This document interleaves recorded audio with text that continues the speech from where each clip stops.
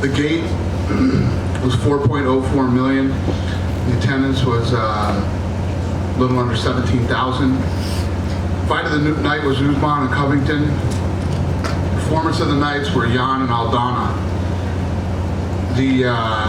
There were 3 transports: Saunders, Faber, and Covington, who does have a broken jaw. And for those who care, the 50-50 raffle was $70,000. If you give a shit.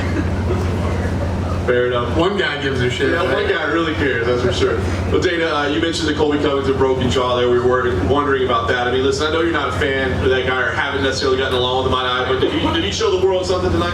100%. I mean, going into this fight yesterday, I was doing interviews and I told everybody, man, I said, listen, don't let all the bullshit and stupid talk overshadow the fact that this kid is tough, talented, and stylistically this fight is unbelievable. If you look at the stats, they line up perfectly, and the question was Covington's cardio, and you know, he has unstoppable cardio. Could Usman keep up with that, and how would Covington deal with the power of Usman? Only one way to find out, and now we know. Usman's had his detractors along the way as well. I know that I was one of them. Absolutely. How about your take on him now after a performance like tonight? Awesome. How about the chin on him too? You know, Covington hit him with some big shots, some knees, some elbows. Yeah, I mean, both these guys were blasting each other. And to have a broken jaw in either the second or third round and almost finish the fight is pretty impressive. So for as big as his mouth is and all the stuff that he talks, the guy can fight. He's talented and he's tough. He came in here with a game plan tonight, you know, not just fight, but how he would handle himself after the fight and all those kind of things. And Usman shut it down.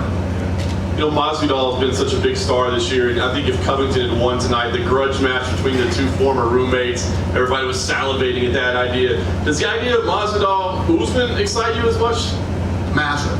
So think about this. How many times have we sat in this room, we did the lead up to the big grudge match, these 2 guys hate each other and they're going into a fight, and then I'm sitting in here going, no, that fight sucked. You know what I mean? How many grudge matches have actually been incredible fights? I say none. Maybe there's one that I'm forgetting about, but they all pretty much suck. This grudge match was awesome. 2 guys that are at the top of the game in their prime, and the fight was the fight of the night on an incredible card. Yeah, the Masvidal fight versus Usman now is a big deal. He fought Diaz for the BMF, and now to fight for the actual title against a guy who is tough as nails is fun. I want to get your take on Volkanovski as well, man. The Australian market continues to grow, and they've got great fighters down there. What did you think of his performance and now him as a new champion? Yeah, he looked good, and that market is massive for us. You know, so maybe we do that rematch in Australia. I don't know, just off the top of my head. You touched on it right there, though. I mean, the idea of a rematch. For as long as Holloway was a champion, as close as the fight was, you think it makes sense? 100%. Nice. The last thing for me, you just saw Amanda walk off stage. She had another big win tonight. The name Clarissa Shields was brought up because, you know, she's been here and in town. And Amanda seemed to dismiss that right away. So listen, if she wants to come fight me in MMA, let's do it. You know, come to my world, but I'm not interested in boxing. I know you're starting to, you know, get into the boxing market. What's your take? Do you believe this is a fight that will happen or can happen? Yeah, so, you know, I've been talking to everybody in boxing, you know, and if you're gonna get into boxing, you want, you know, as many of the best people as you can get. So talking to Clarissa Shields and a lot of other people, and but Clarissa has shown interest in fighting. She's an Olympic gold medalist, 2-time Olympic gold medalist, you know, and she comes here and she sees the press conference and the weigh-ins and the arena tonight and all these things, and it's pretty badass. So, you know, I think everybody wants a taste of this. So we'll see what happens. Dana, she's a 154-pound fighter, though, yeah. Or 60 or 68. So what do you do with her if you bring doing a camp and cutting weight and the whole deal? Yeah, I agree. That's a big issue. It's what we do. It's what we do. Well, I just wanted your take on the Covington Usman scorecards. So yeah, you heard what it was? Yeah. 3-1 one way, 3-1 the other way, and 2-2. I don't know. I mean, what do you want me to say? How'd you have it? I had 3-1 Usman. Okay. And you gave Covington the first round? Yes. And then Cormier had it 2-2. He was smart. Yeah. How many people in here had a 3-1 Usman? Yeah. 2-2? Yeah. Yeah. Close fight. Listen, after the first round, they were hard to score. Those were close rounds. It was, when you take two guys that we said it. I'm not the only guy that said it. You guys said it. Everybody fucking said it. These guys are matched up perfectly. And that's what you get. Hey, how about all the takedown attempts in that fight? Right? Zero. Yeah, it was. Seriously, I was so fascinated for this fight to see how this thing would play out, and it was awesome.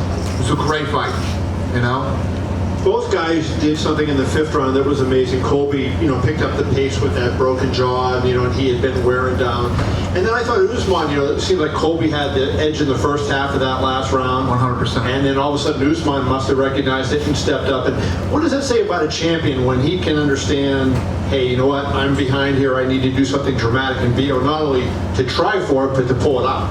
I need to use more than 20%. Yeah, it was exactly what he needed to do, and he did it. He pulled off the finish with 50 seconds left of the fight. In a fight that the judges had all over the place. So, and Colby Covington was absolutely positively winning the first half of that round. Dana, you had 3 great title fights tonight. Who impressed you the most in victory and why? Yeah, main event. I mean, obviously, both fights were good in their own ways. For Volkanovski to come in and beat Max Holloway, big deal. The big deal to do that. And, for Amanda, she has all the hype behind her right now and everything else, but she came in and fought an absolutely, positively different fighter than she did the first time. And I love that about Amanda, because believe me, guys, I've talked to a lot of fighters that they're like, I don't want this fight. I already beat her. And I'm probably not going to beat her more impressively than I did the first time. So what's the point in me even fighting her again? She took the fight. It was a tough fight.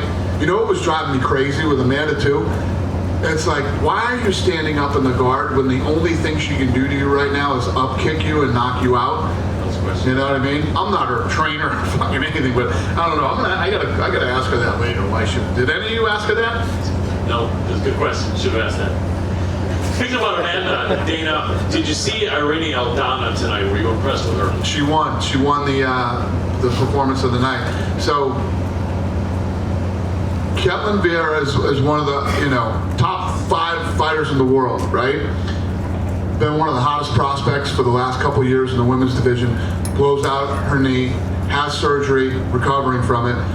She's coming back, and we're looking for a fight. Everybody's fighting, or somebody's hurt, or whatever. So there was nobody. So Irene Aldana, she likes to stay busy. We give her the fight. And what is she ranked? 12 or 13 or something, right? And goes in and knocks her out. Viciously knocks her out. Now, I'm sure many of you know her, like I know her. One of the sweetest people you will ever meet. Hardworking, a grinder, loves to fight, loves to train.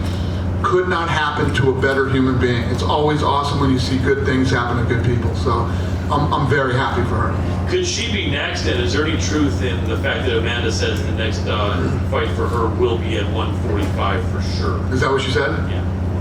Okay.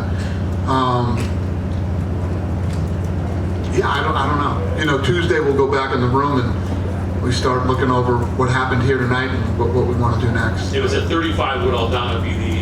Well, we'll see where you guys rank her. After winning that fight, we'll see where she gets ranked, and we'll figure out what's next for her. But yeah, impressive. Makes sense. Great show, David. Thank you, sir. Hey Dana, so Colby was just venting on Twitter, saying fake nut shot, fake eye poke, fake stoppage, fake ref. Do you have any issue with the stoppage at all? I think it was strange. The stoppage? Did you think it was a good stoppage? Absolutely. Positively a good stoppage, yeah. What do you make of his response? Just disappointed fighter? Or? What are you going to do? Fake eye poke? Apparently he didn't watch the replay. Nut shot? He's right there. That was on the belt. It was on the belt. And how did you score Moraes versus Aldo? I've had Aldo winning that fight. What do you think comes next for him? Well, Henry Cejudo texted me tonight and said, that's bullshit. He didn't lose that fight. He won that fight. And I want to treat him like he did. He wants to fight Jose Aldo. You like that? I don't hate it. I don't hate it. And then what happens for Uriah Faber from here? You know, Uriah looked good tonight. If you think about, look, Uriah doesn't want to hear that he's old, but unfortunately, Uriah, you're old, okay? And he looked amazing in his last fight, right? Comes out and beats a guy that most people probably didn't think he was going to beat. And he looked damn good tonight until Jan started catching him and lighting him up. And Faber's tough, he's durable, he's well-rounded, he's a good fighter. But the question starts to become, I don't think anybody in this room would disagree with me if I said he could fight again. We could put him in with somebody else. You know, this guy's fighting, he's not in here fighting bums. This guy's fighting the best guys in the world. But the question becomes why? Why? You're a legend. You've done it all. You're 40 years old. And you've done everything that you can achieve other than money. He makes money. He's got a gym. He's got other businesses going on. He's got a beautiful family. Why? That's something he needs to talk about with his wife and other people that care about him. Hey, Dana, did the doctors confirm that Colby's jaw was broken before he went to the hospital? Yeah, his jaw's broken. Any last questions? You said you didn't hate the idea of Aldo and Cejudo, but you don't think Peter Yan would deserve it before? Yeah, Big Jan's in there too. I'm just saying, Cejudo says, I want Aldo. Cejudo is the man right now, you know? If you look at what Cejudo has accomplished, if he says, I want Jose Aldo, I think Jose Aldo won. I mean, how many people in here think Jose Aldo won the fight? Most of the room thinks that Jose Aldo won the fight. You know, if that's what he wants to do next, we could do it. I don't have a problem with it. And the last one over there. I'm sure people would want to see it. To your right, Dana. Hi. Hi there. It's the final fight card of the decade for the promotion. When you get in the room and on Tuesday, what are you looking forward to the most for 2020 and beyond? We're coming off the best year the company's ever had. 19 was our best year. We broke pretty much every record we had. And I love the lineup that we have going into 2020. We have some fun fights. And if things play out certain ways, you know, we're going to end up having 5 or 6 massive fights. I mean, what are we doing, 12 pay-per-views? And 5 or 6 of these are going to be huge. I like breaking records. It's fun. And I'm looking forward to 2020. I'm not looking forward to being a year older, but I'm looking forward to 2020. You done with me? Oh, go ahead. What about Floyd Mayweather? He's not fighting a UFC fighter, 2020. What was the question? Floyd Mayweather. What about Floyd? Floyd Mayweather? Yeah, so Floyd and I did a deal. The Clippers game, Clippers Celtics in LA. And I think that he and I will probably, you know, we both think that we add value to what each other does and we could do something together. You know, both of us together is more powerful than both of us not together. So I'll probably start talking to Heyman this summer. Is he gonna fight a UFC fighter? I don't know what we're gonna do yet. We're gonna see how a lot of things play out in both sports. I'm just not a UFC guy anymore, man.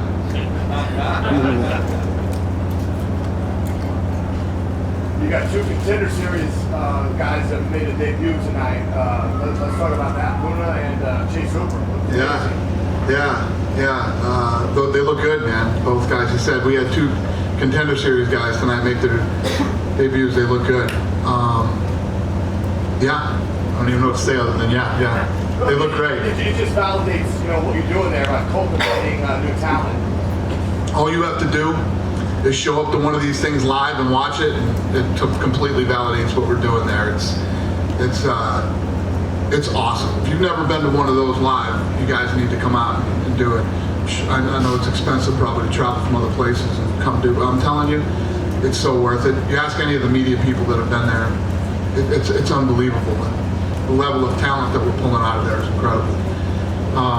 The kid Hooper, Sean, we've been grooming this kid for a while. Sean was worried about putting him in. He's only 20 years old. I mean, kids going to the M&M factory to make some fucking, what do they call them? You make your own M&Ms, right?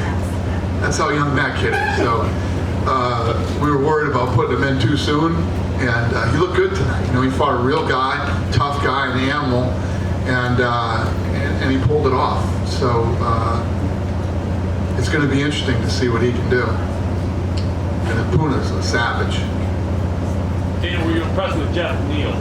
Yeah, we talked about him, didn't we? Did I talk about Jeff Neal or something? Yeah. To go in and do what he did to him, the way that he did, he looked big tonight too. Is that me or did he look huge? Yeah, he looked huge tonight. Nasty performance. I'm gonna send him some money too. Yes. Now that you make me think of that, yeah. I gotta put that down. Yeah. Listen, congrats, thanks for helping that kid out. You got it. Yeah. He deserved it. You guys good? Happy holidays, everybody. Thank you very much. Thank you, Dana.